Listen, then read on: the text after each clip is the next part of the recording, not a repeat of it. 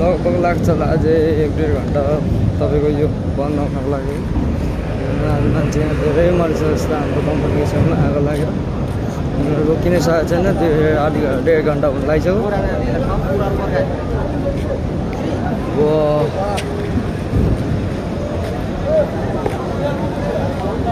मान्छेको अवस्था के भयो खरानी भयो। यहाँ छ मान्छे ढुङ्गो छैन।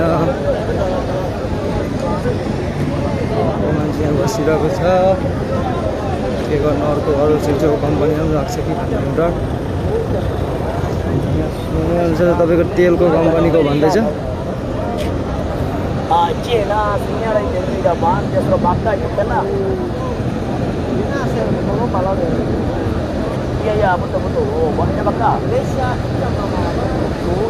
यत्रो भल्क्यान यतिकै गइरहेछ आगको राप। यो कम्पनीको पुरै क्षति भयो ड्याङडुङ्गे। साइडको पनि गयो कि टुङ्गो छैन है।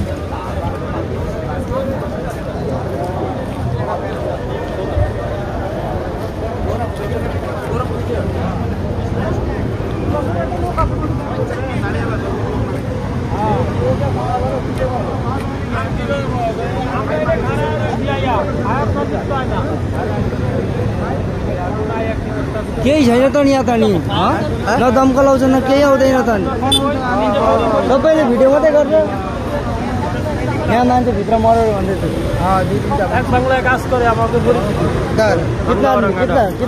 यहाँ त मान्छे कतिजना मान्छे मर्नु छैन। त्यही पनि सलाद कुनै हार्डवेकरहरू पनि आउँदैछ।